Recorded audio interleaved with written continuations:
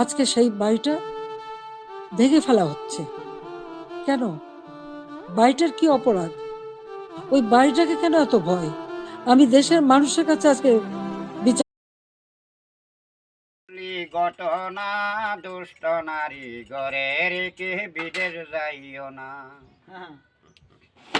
শোনেন শোনেন দেশবাসী শোনেন বলি, যারে তোমার ভালো লাগে রে ও প্রাণ বন্ধু রে কর সঙ্গে। দ্বিতীয় বিয়ে করায় ক্ষিপ্ত হয়ে স্বামীর পুরুষাঙ্গ কেটে ফেললেন প্রথম স্ত্রী। পুরুষাঙ্গল কাট গেলাইছে এমনতে অটিতে রইছে এই যে ফোন দিছে কথা কইতে না।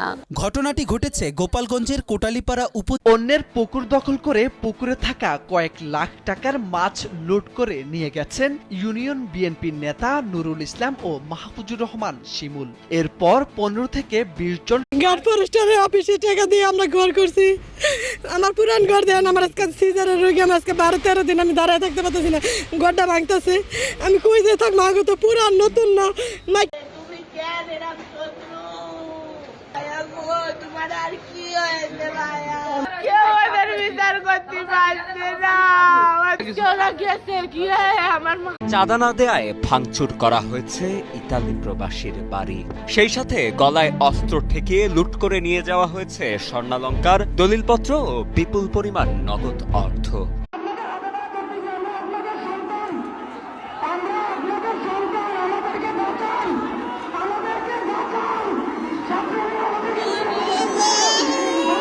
বিসমিল্লাহির রহমানির রহিম। সম্মানিত শান্তিকামী দেশের মালিক, মায়েরা, বাবারা, ভাইয়েরা ও বোনেরা, আসসালামু আলাইকুম। সমবেত সুধী, তো আজকে আমি তো ভিডিওতে লাইক দেওয়ার দরকার নাই, একটা শেয়ার করবেন, সবাইকে দেখার সুযোগ করে দিবেন। আর ভিডিওটা দেখার অনুরোধ রইল, ভিডিওটা দেখে আপনাদের মতামত কমেন্ট বক্সে জানিয়ে যাবেন। জামালপুরের মাদারগঞ্জে কৃষকদের গরু চুরি করে কর্মী সমর্থকদের জন্য ভুরি ভোজ আয়োজনের অভিযোগ উঠেছে। এই ঘটনায় 2 জনকে আটক করেছে পুলিশ।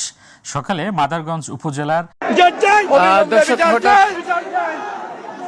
দর্শক পুলিশটাকে কি বলেছে ইতিমধ্যে উৎপত্ত শাহজালাল মাজার, আমরা এই মুহূর্তে সরাসরি যুক্ত হই।